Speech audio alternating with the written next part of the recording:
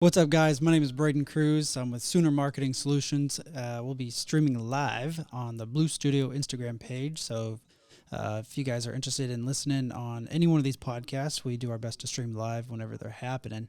So that way you can pitch in, comment, like, share, bring in anybody that you know that might be able to listen in and gain some knowledge and meet some new people and things like that. Today I have a special guest. Her name is Sarah Noel Block.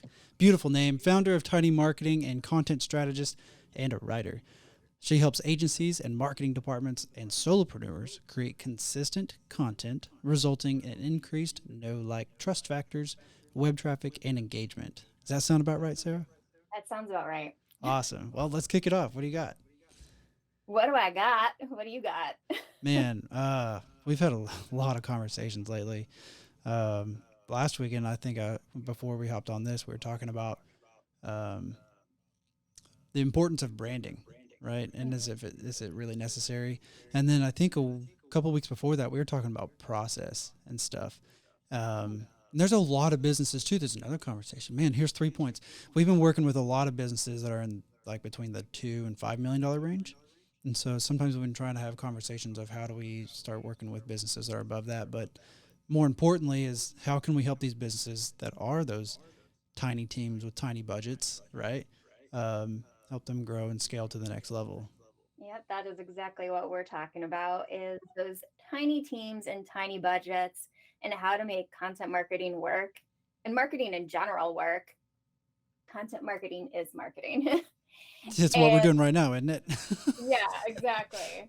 How to make it work when you have like next to no budget and hardly anyone on your team. So, what do you recommend? I mean, I have a handful of ideas, but if I come to you and I say, "Hey, Sarah, I've got little to no budget, and let's say it's less than $200 a month. I'm a small business. I'm a solopreneur.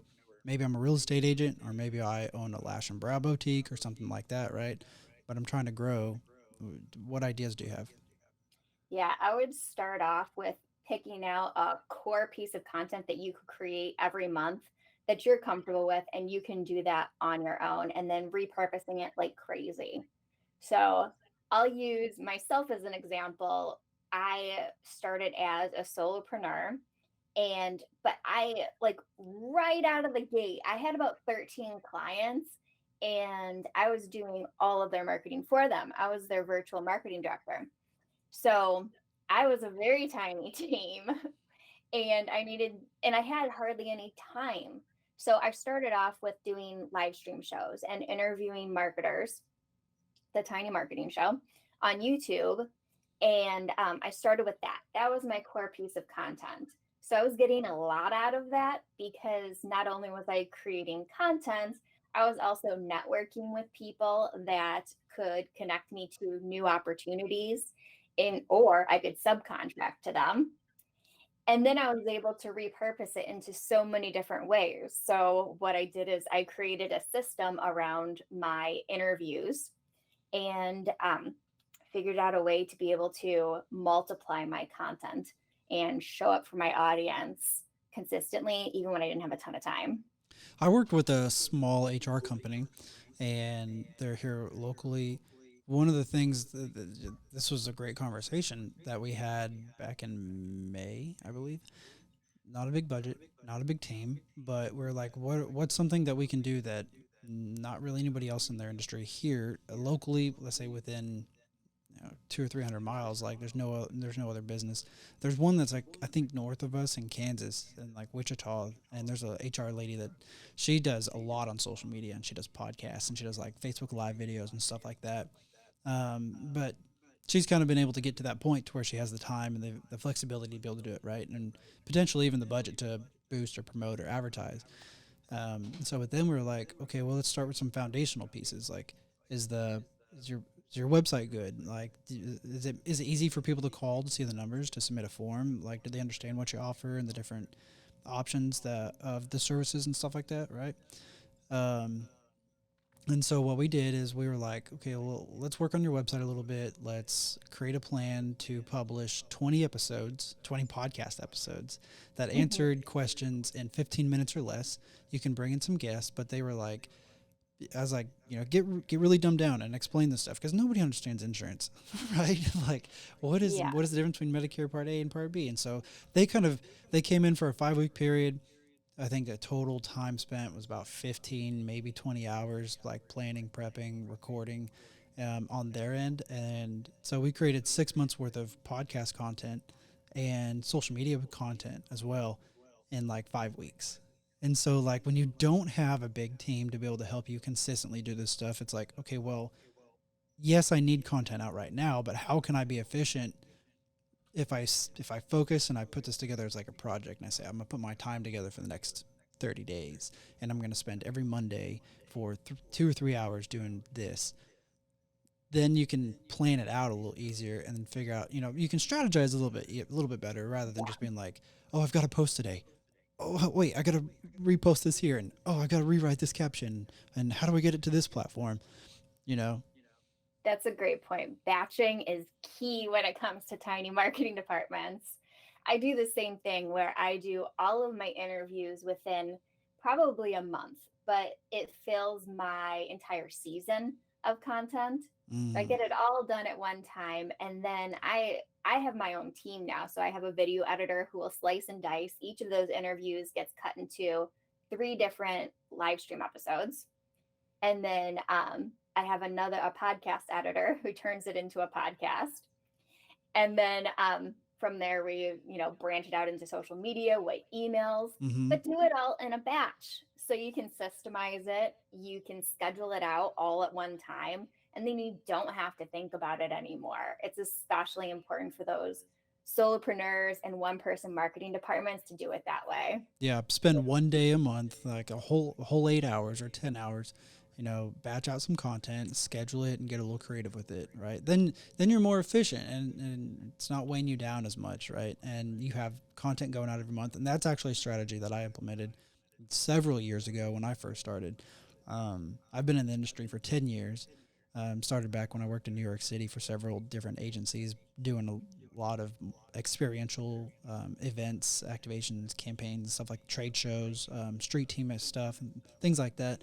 And then Mhm. then I started out doing social media when I came back here to Tulsa, and I was like, man, I can't sit here and make post every day. Like, you're gonna forget, and then it becomes a problem with consistency, right?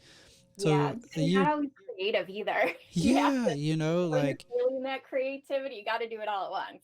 yeah, and that's something that I really respect with everyone here. And like when you're in a creative block, like just stop because you're not making headway and you're not Yeah, being you're not creative. there yet. Yeah, you're sitting there beating your head against the wall, being like, "How can I make this work? How can I make this work?" And it's like, okay, take a break, come back, get in creative headspace. And so, like with the social media content, we create majority of our clients we create it 30 days in advance at minimum. And so by the 25th of every month, next month's content should be practically done and scheduled. Now there may be something that happens throughout that month that is like, oh, this happened with weather and it's a roofer and let's make an extra post and do something special. That's different. But at least we've got like our consistent post Yeah, 3, 5, 7 days a week or whatever it is.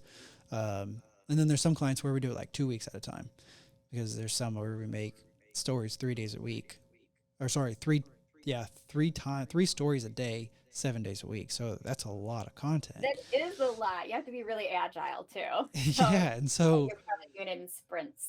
yeah, and you only have so much time to like go and capture content with clients too. So it's like, Yeah, especially when to make it unique. So we try our best not to use stock anything. If it's a last resort, okay, it has to happen. But outside of that, like we want all the content that we create for our clients to be unique. So it's like once a month or once a quarter, we'll go and visit. For majority of our clients, we'll do that.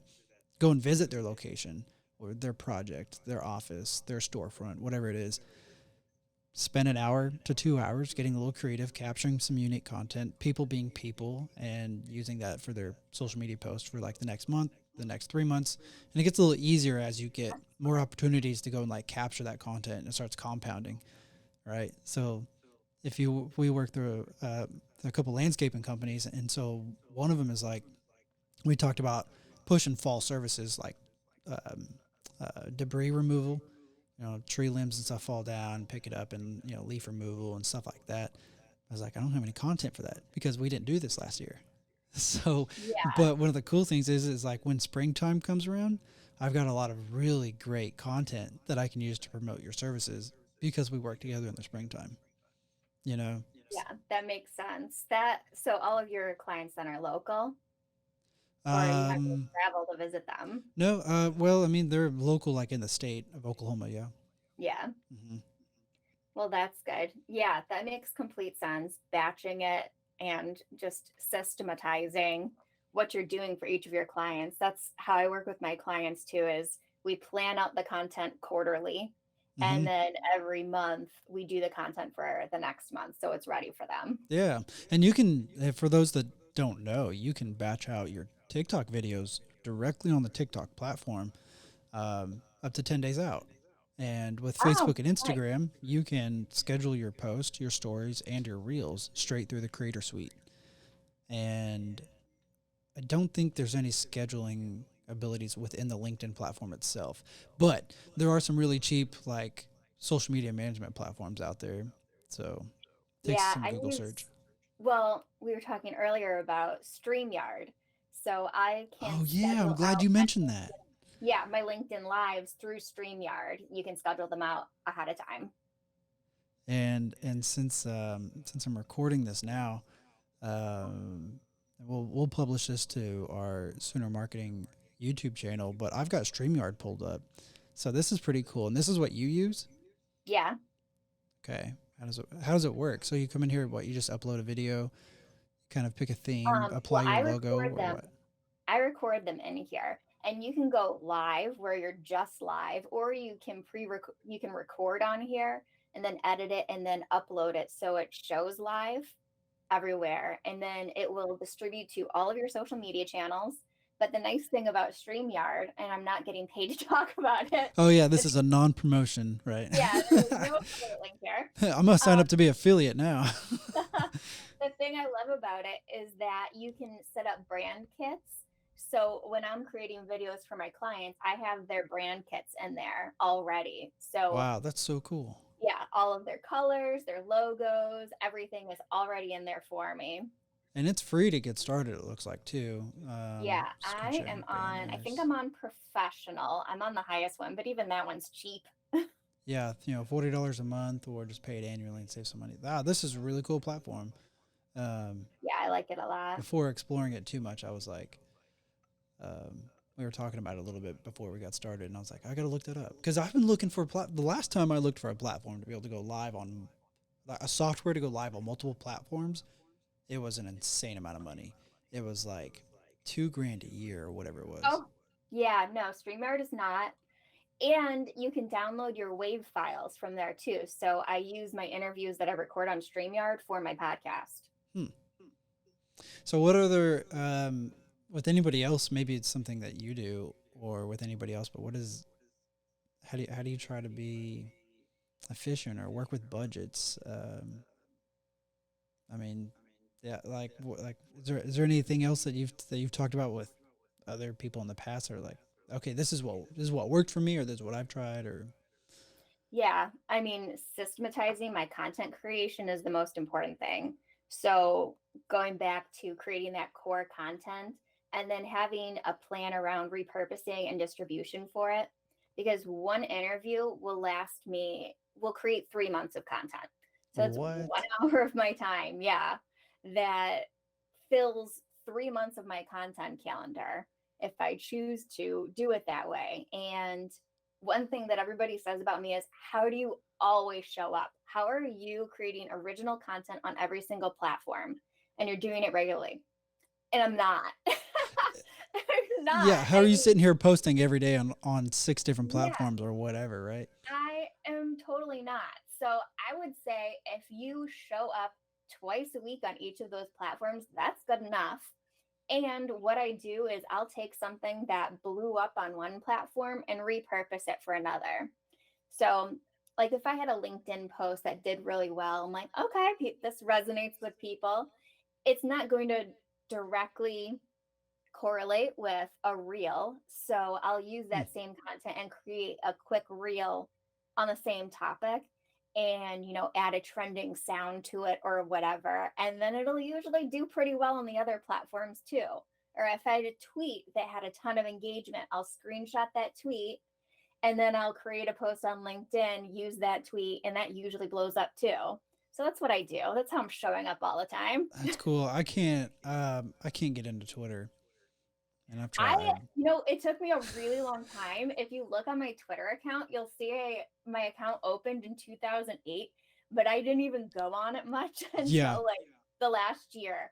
But like writing and marketing Twitter is huge, and I get Mhm. so many good insights from it. So I regret not like just Yeah. shutting it for so long. Yeah, and I've gone through waves on Twitter actually to where I'm like, "Oh, I'm going to post every single thought and you know exactly what's happening now and things like that on my personal or like when it comes to business, it's like, same thing but in a business sense. And then there's a lot of there's a lot of really good marketing content. There's a lot of good people that I can follow, like Neil Patel with SEM Rush, Genius. which he's a pure genius. I mean, Gary Vee's like everywhere, You'll and there's a tell Uber suggest. Uber Suggest. Yeah, that's another good one, and yeah, he's got a plenty of irons in the fire with all these different companies that he's a part of doing SEO and marketing and stuff. But I really like his podcast. His is really good too. It's like 5-10 minute podcast The every marketing day. school. Yeah. Yeah, I listen to that too. Amanda Navidid, she's really good too. She is the content or director of marketing, I think, at Spark Toro. She's genius. It's all about content strategy. Hmm. Yeah, but like him and his partner, he's not sitting there recording every day, you know? No, they So batch it too. yeah, yeah. And they're batching 1, 2, 3 months out, right? Yeah, they did an episode once on how they do this, on how they, I mean, they're 5 minutes, so it makes sense Yeah. that they're just doing it all in like one day and then having someone edit it down into Yeah. 30 episodes or whatever. Yeah. Yeah. Again, it comes back to the same thing like when we were working with the HR company and their podcast and their marketing efforts and stuff. It was like, you don't have a bunch of time to dedicate, but you got to dedicate something to it and put a little strategy and a little bit of thought behind it and plan it. And then it's efficient for everybody. And then you just let the system roll. Yes, systems are like the magic, the magic wand to doing marketing when you have a small team is just figuring out the workflow that you need to take for each task or strategy that Mhm. you do and just sticking to it. And don't be afraid to outsource when it makes sense. Like Yeah. I like to show people the Eisenhower matrix and just, fill in the four boxes and whatever is in that, what is it, bottom left quadrant, I think it is. Those are the things that you should be outsourcing. It's not your zone of genius. Don't do it. You don't like doing it anyway. Yeah. I'm not a plumber. I'm not going to go and fix my plumbing issues. Right? Like, I'm Exactly. not an Someone else electrician. And can do it better and cheaper yeah. because you're spending way too much time trying to figure it out. Yeah. Then there's sometimes like again where you don't have the budget to outsource, and you either Yeah. just have to sacrifice and say I'm not going to do it, right? And I can't pay somebody to do it, so I'm just not going to do it. I don't have the budget for Yeah. it, Cut. or just accept the fact that okay, I need this done. I can afford it. I'm going to find somebody that I can trust to do it and deliver. Yeah. Just don't do it partial. Don't put partial effort into something and have it sh- showing It's up okay. like, We can say half-assed. okay, good. That's what I was going to say, but I wasn't sure your feelings on swearing. Don't No, half-ass don't it. half-ass it. Determine that you're going to be good at it and you're going to practice it, or hire someone else to do it. Yeah, absolutely. I was thinking about budgets, and we a lot of times we don't do the typical agency 30%, 15% up ad charge. So if you Mm-hmm. spend $100 a month, we're not charging you $30 a month on top of that for an ad fee. We charge our management. We have a management fee, right? So it's like if we're managing 10 different campaigns, I mean, for 10 different services all at the same time, that's a lot of work, and we're doing retargeting and whatever else it is, right? So that's going to be a little bit more expensive of a management fee than just, hey, we're going to be boosting some posts, right? And your budget's $200 or $500 a month, you know. that's how we kind of structure it. And I've seen year to date somebody spent one of our clients has only spent less than $2,500 and reached um, I think 150,000 people and like 350,000 impressions or something real close to That's that. impressive. So it's not bad, right? Okay, so yeah, you can give me your opinion on that too, right? Um, but yeah, and actually, I can pull it up too because I'm curious. I love data. I love making decisions on data, and that totally helps me. And one, when I give guidance or ideas or suggestions, I have something to back it. It's not just, hey, this sounds cool. It's like, Yeah. hey, somebody else has done this, and here's what those results have been. I think you need to do it as well. And that comes down to like that tiny marketing department mindset where you need to really streamline and figure out what's working and just stick to that. So like you were saying, look at the data and see what's actually working, what's driving results, what's making sales, and stick to that. You don't have to do everything. Yeah, and a lot of people, I don't know about you, but a lot of people will decide to hire us because it's like, hey, I don't have the time. It's not that Yeah. hard. It's not that hard to make a Facebook post, right? And I'll argue that too when anytime that me or one of my team members are talking to the client, we're like, you're not hiring us, or you didn't hire us because you don't know how to make a post on Facebook. That's not why you hired me. You hired me because you don't know the technical parts on the ads. Like, how do you make sure that you build a target audience, and how do look at that and monitor that either on a monthly or quarterly basis and make any changes if need be. Um, how do you consistently create content? Because there's only so much time a solopreneur or even a business owner or even a business that has 15 employees. Sometimes the admin doesn't have the time, or they shouldn't be posting to social media. And it's best to hire Yeah. someone that knows Facebook, Instagram, and LinkedIn, and all those different platforms, and understands that, okay, well, the ads work this way here, and okay, if you're a special ad category, then we got to adjust it like this. Um, but okay, so here's that number I was referencing: $2,300 in total spend year to date, 377,000 impressions, 113,000 people reached. Cost per click is 28 cents, and the cost per thousand impressions, the CPM, is $6.27. Frequencies about 3.3. Yeah, that sounds good. I mean, for 9 months and they only spent 2,300, and the cost per click was the big thing that stood out to me. Only 28 cents. That's real good. And if you wanted to reach 1,000 people, it only costs you $6. Yeah, that's insanity. And I'm so not an ad person. I'm all organic. So that's like a world that I don't live in. I argue both ways. So I love the organic side and saying, hey, you can't sit here and push ads in front of somebody all day long. That only works to a certain degree. Like, there needs to be some level of organic that creates like loyalty and trust and all that kind of stuff. Ads puts it in front of someone that's ready to make a decision sometimes. But here's how I break it down too when it comes to the ad stuff. I say, like, if you look just like a funnel. You've heard of tofu, mofu, and bofu. Yeah. Okay, well, for those who don't Top know, of funnel, middle funnel, bottom of bottom funnel funnel. for anybody who's watching that doesn't know. Right? So your top of funnel is like your awareness. It's like your branding. It's like you put your logo on your vehicle. You put your logo on a sign. Your logo it just goes on a billboard like that. A lot of that is just branding, where you just want someone to consistently see the colors, the shape, the feel, the messaging. That's it. You just want as many people to see that, because when it's time for you to bring them to that middle of the funnel, for you to say, hey, follow us on Facebook, or hey, come by our location, or whatever it is, right? You kind of ask for like an engagement. So it's easier to do that once they're familiar with you, right? So Yeah. bring it in even tighter. And then that's your BOFU, your bottom of your funnel. And that's where it's like, hey, it's time to make a purchase.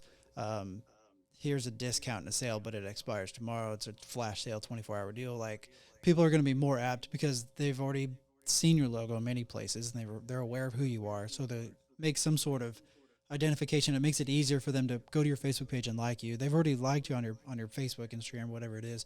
Maybe they've engaged with some of your posts, and then now when it's time to ask for the sale, it's a lot easier to do that. Does that make sense? Yeah, makes sense. And with Yeah, 250 bucks a month, you can do that. You can hit a bunch of people here, and then the next few months you can, like, focus on a lot of engagements, and then you can do messages and calls, right? right. Yeah, makes sense. Bottom of funnel, I would say retargeting makes the most sense. People have gone to your website and know who you are. Bring them back there to complete that sale. I believe the advertising works. That's just not my area of expertise. So, what kind of companies do you work with? I work with most of the companies that I work directly with as a service provider are in like the 15 to 30 million range. B2Bs, real estate marketing agencies, where I'm a subcontractor for marketing agencies, but then just working directly with B2Bs and real estate. Gotcha. Okay. So, where just anywhere around the nation, or is there a particular geography that you feel like I you're in work this area? everywhere, Hmm. all online. Yeah, which is nice, right? Yeah, Yeah. definitely. Yeah, definitely nice. I don't have to travel anywhere for it. I have one local client who just happened to be local I for like just 10 minutes from me.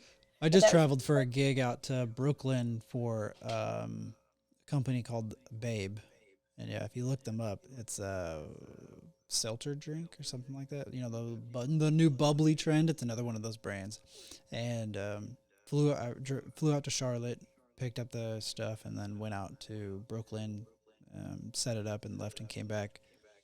So I don't do a whole lot of traveling. That's not like super common, but it does happen.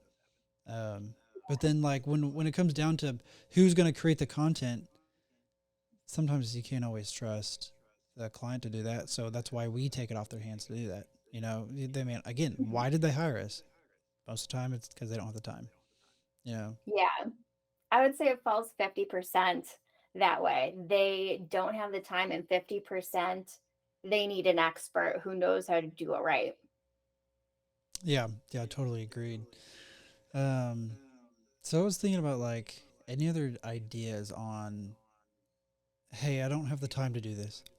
I don't have the budget, but I have to do something because I'm not making it enough. I'm not making enough to try to get to that next level. Like, what do I do? So what if there's like any internal customer marketing and internal customer sale based sales, like referral programs? Um, okay, so one came to mind with a landscaping company we did.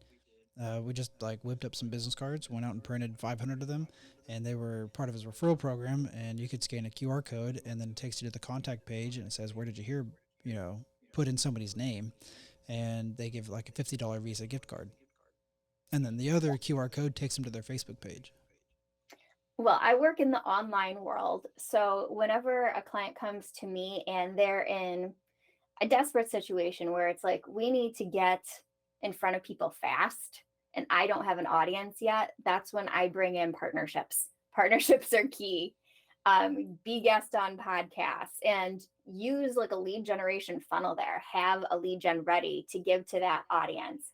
Borrowing other people's audiences is a great way to get started and start to build your own audience. Guest post in other publications. I got my first 12 clients that way. People just seeing Oh, my nice. byline, me talking about marketing in someone else's publication, and they reached out to me. Being on live stream shows and joint webinars are huge. I get it probably on average, I get about 300 new leads from every webinar I do. That's a joint webinar. So in the online world, I would suggest that as a lead generator, a joint webinar, and then to build that awareness level, borrowing other people's audiences. And Kind that's of where like I what we're doing now. what we're doing now. Yeah. So when You're you asking how often I do this. I do it at least once a week. yeah. So whenever you work with like a real estate agent, so a lot of those, so you're talking more of like an agent and not just like the whole agency itself, right? Hold on, I missed you. I was saying hi to someone that I saw join the Instagram. Oh, What was that? hello. When when you work with somebody in real estate, is it the whole agency or is it just the agent themselves? Yeah, usually I'm working with the founder of the real estate agency. So I'm working with them on the website content, and usually it's SEO content, and email campaigns are really huge in real estate. What do people usually charge to do an email campaign?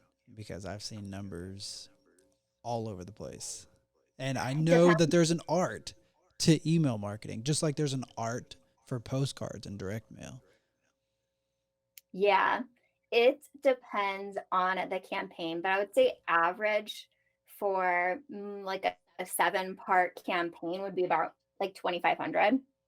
So that's 7 different emails that go out. Mm-hmm. Yeah, and then built out on their platform, designed, copywriting, strategy, all of that. That's not terrible. So is that like done on Mailchimp or Constant Contact or something like that? Wherever they're at. I'm email technology agnostic. Wherever they are, I'll go. Cool. They're all pretty close to the same. Yeah, they're all pretty much like a like a builder, and they even have some custom HTML abilities too, to some degree. What Yeah, about when it I've comes to never been. contact list? When it comes to contact lists, like, is it pretty easy to get that? I don't do that. I don't like getting, I do all of that organically through lead generators. So I'm not going to be So the like only way that you would scraping do that is if they actually contact list. had and they said, "Hey, I've got 1,700 contacts here. I'd like to do an email campaign." Is that kind of like how a conversation goes with you? Yeah, they already have the contacts, or we need to build out a lead generation campaign to make sure that they have contacts that actually opted into their email. And we'll start there. That's cool. And then we'll segment down to what makes sense for that campaign. Who should we send this to? And then it goes out. Gotcha. So if you were to give me like 3 things that you primarily focus on when you work with somebody, what are those 3 main things? Content strategy, content creation around like the copywriting side, and email campaigns. Okay. So we don't do a whole lot of like, if you can come to me and I can help you build an amazing strategy plan. Like, we go 90 days at a time. I can put together like a general 12-month calendar kind of ideas with different seasons and different potential campaigns and ideas and stuff like that.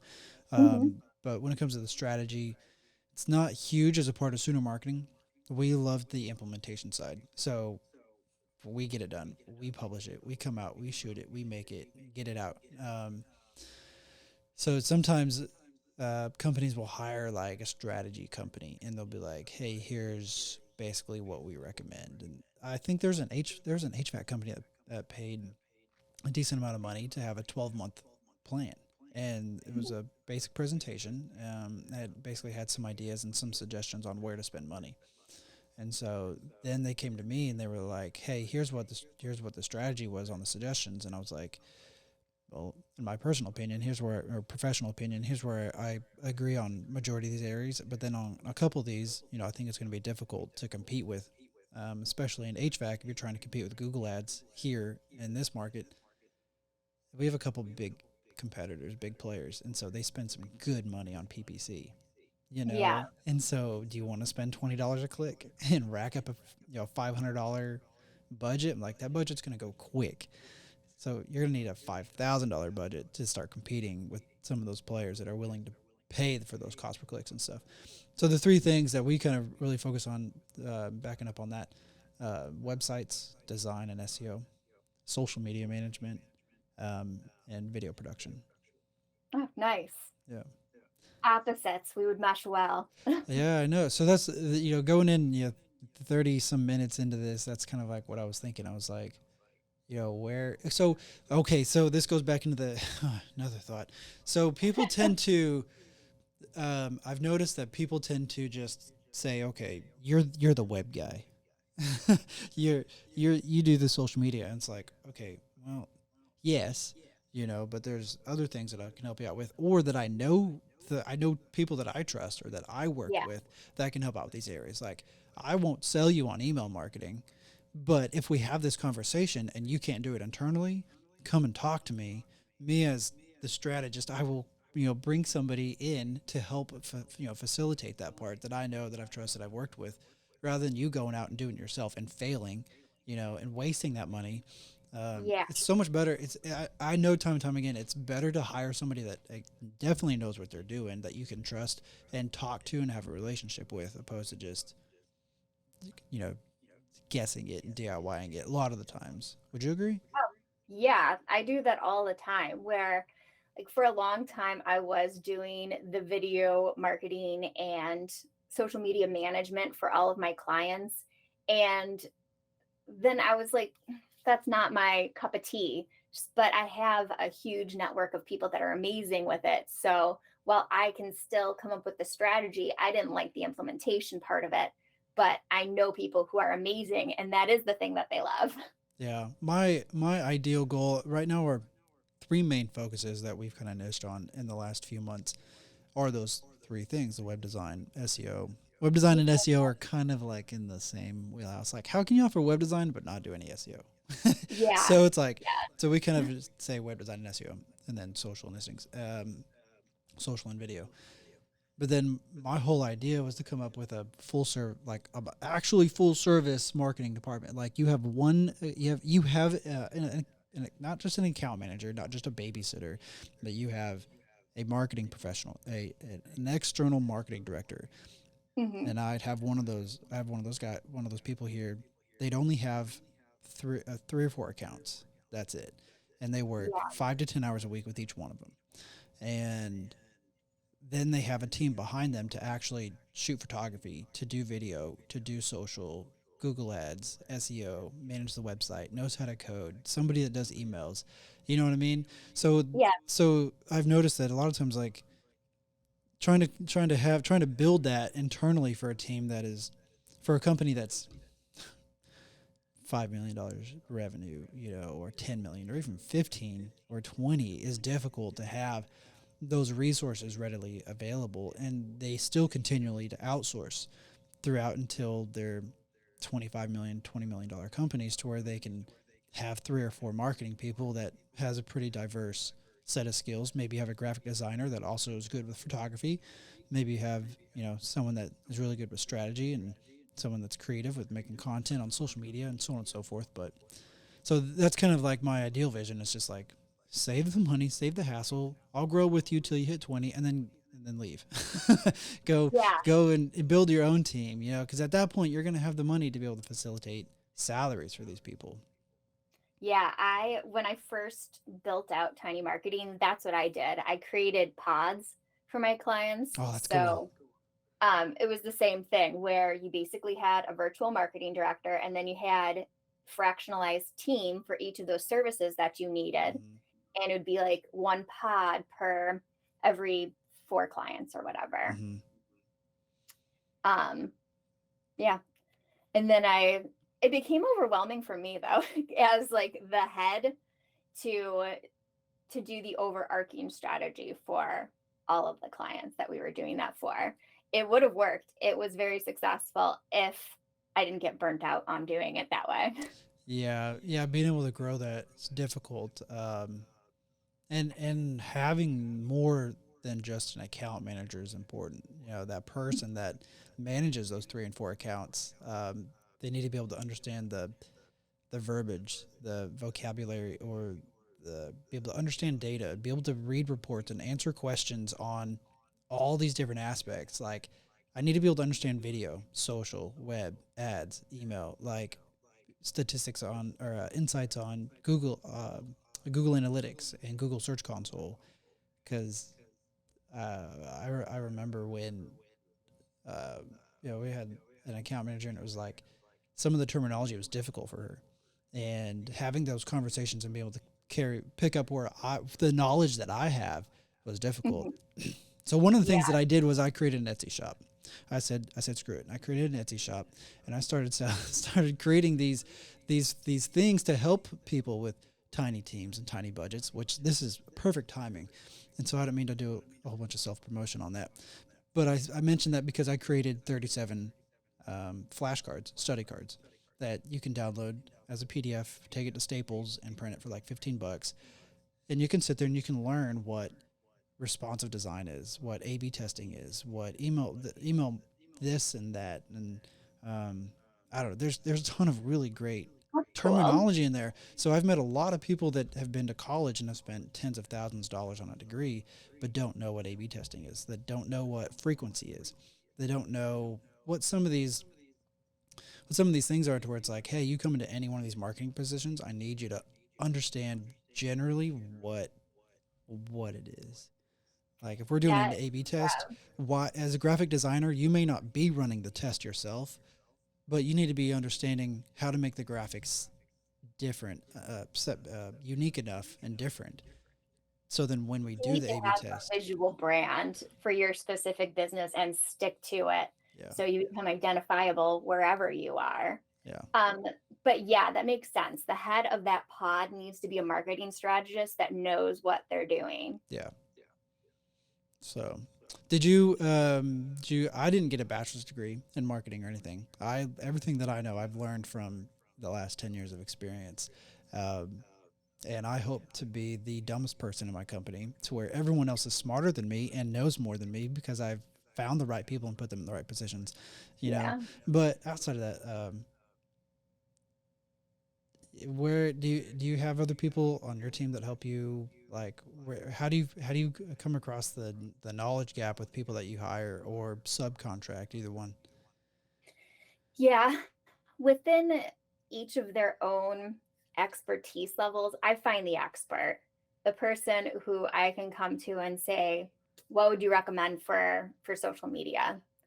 And whatever area they're the expert in, I want them to be the expert. I'm Mm-hmm. not I'm okay with paying for the expert over the person that needs my direction. There are roles within my company that I'm totally willing to give the direction, but I need the leaders to be the leaders. Yeah. And there's been times too, speaking of budgets and everything, I love this topic. This is such a great topic. Speaking of budgets, just because it's cheap doesn't mean it's better. It 100% is never better. I'll tell So you that again, much. I would rather tell somebody, hey, if you're thinking of spending $100 a month or $500 a month or less, save that money, save up 5 grand, and then spend that over a 3 month period. Yeah, I have never been satisfied with anything that I have gotten cheap. I'm always like, yeah, this sucks. That's why it was cheap. Yeah, I've bought paid for cheap work, cheap contractors, or um, I don't pay my employees cheap. Like I'm not like, hey, you're $22,000 a year full time. Good luck. You know, I can't. You know, that's the I other hope thing not. too. You know, that's the other thing too, is like 35 is single. Like you're barely paying bills, and maybe you go out once a month. Like Yeah. 35,000 years, and that doesn't include benefits either. So it's impossible to be able to, like, sell that service as an individual and make it worthwhile without struggling. And I think that in our industry, there's a lot of competition, and there's a lot more competition in the last 3 years than there has been in the last 10.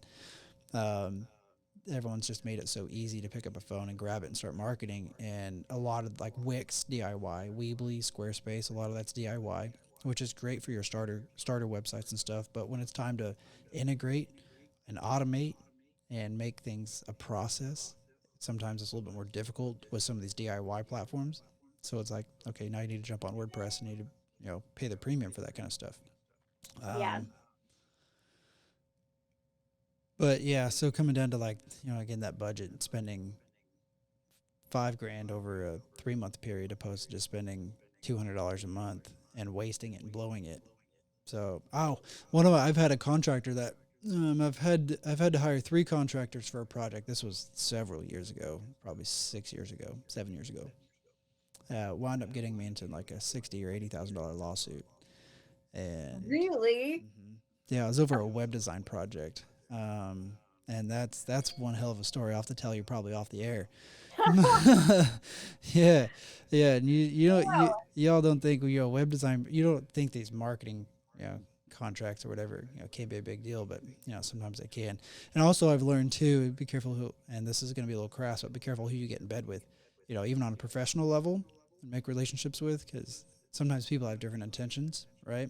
So if you can Yeah. find good people and make a good relationship and carry that on, great. And I think one of the biggest factors of that is communication. Hmm.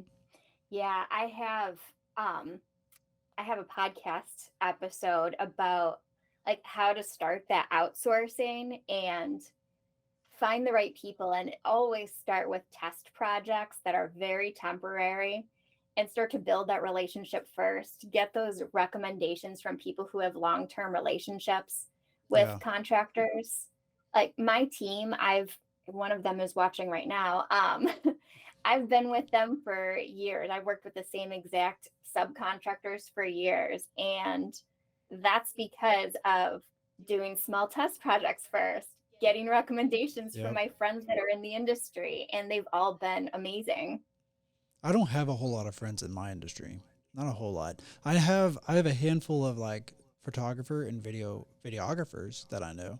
Um, but there's no marketing people that I've really found that I can just say, hey, maybe I've got this problem, or hey, I have an idea. Is this a good idea? Is this a bad idea? Or maybe you reach out to me and ask me, like, I feel like everyone here is so cutthroat. It's like, oh, nope, stingy. Nope, it's my client. No, Don't talk to me.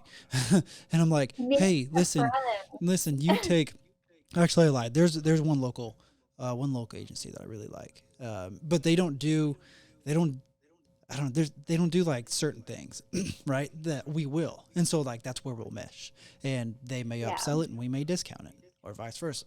You know, like we sell we contract them out for some of the services that we need, and that they have the expertise in. But it's not like, hey, you have to have the whole pie or no pie. But there are some agencies to where I know like they've cut me out easy, like quickly. And as soon as I've gotten there and made an impact, and I don't like, I didn't see myself as a threat. I tried to be a team player, but there was this one project that I thought of, and it was like, um, I was making really good headway on it, and we published it and got it done. And they came in and then severely like underbid me, and they just made the decision to move forward with that. And so they did that on purpose. And I've had that happen twice. rough. I've I've actually had that never happen had that twice. happen. So we're talking like 60% underbid. Like how, Yeah, they like, knew how much you were going to charge, so they yeah, purposely went way under. So it was like an yeah. obvious choice. That sucks. Hey, I have never had anything but good experience with my marketing friends, and Haley's on here. She's like a direct competitor, but yeah. And so I'm we're like, hey, like, I don't need always to work like together. compete with you on these elements. Like, I just want my pie and then you get your pie and then we work together. Like, at the end of the day, if the client makes more money and they're growing, they're going to come back to us together, and I can help you stay in the loop. So like while you're offering A, B, and C service and I'm offering D, E, and G, F or whatever, um, if I have certain conversations, I can loop you, say, hey man, or hey Sarah, like, I had this conversation with them. I think this may be something you want to talk to them about. They, I don't know, or hey, I'm doing this service, and while you're doing this for them, like, is there a way that we could kind of combine that, and make it work? Yeah, collaborate on the Yeah, I've together never to had do a problem with more. that, but it's like anytime that I've tried to reach out up to like I said, there's only two. There's only two that I've worked with, and I'm like, oh, these are great people, great agencies to work with, and we can collaborate like that. But the rest of them, they're like, no, Well, no, that's we can do it. So well, I don't know. You got to meet some nicer friends. yeah, again, so I don't know. I mean, yeah, maybe it is me. I don't think so. I don't Because think again, it's because I'm you. willing to collaborate. Like I've asked you, like, hey, what do you do? And I'm already thinking in my mind, like, hey, how can I integrate Sarah into some of these conversations? Yeah, Like, and I'm thinking I hate dealing with video production. You guys like it? yeah, you could send us video clips all day long. Of course, we're going to have some strong recommendations on the quality, right? Because it's a representation of everybody. But outside of that, like, I've got two really good shooter and a couple really good editors, and like, that people here, they say that, wow, you guys do the best video work in Oklahoma. I'm like, okay, wow, thanks. Like, it's kind of nice to hear stuff like that. But anyways, yeah. So cheap isn't always the best. Yeah. No, I agree. So, um, do you have any takeaway points? There is something that I should take away from this. What would it be? Hmm. And Yes. and this is a tiny tiny business, solopreneur, entrepreneur, just getting Yeah. started. I haven't hit my million yet. What We're would you talking say? to tiny teams in this conversation with tiny budgets. And I would say the takeaway for those people is that you need to just create one core thing that you can commit to doing every month that can feed the rest of your channels. And then you'll be good to go. You can repurpose it for everything else, but just commit to that one thing that you can do a month. And then it'll work itself out through your systems. Yep. I'm probably just going to recap on my last point was, cheaper isn't always better. Pay for quality.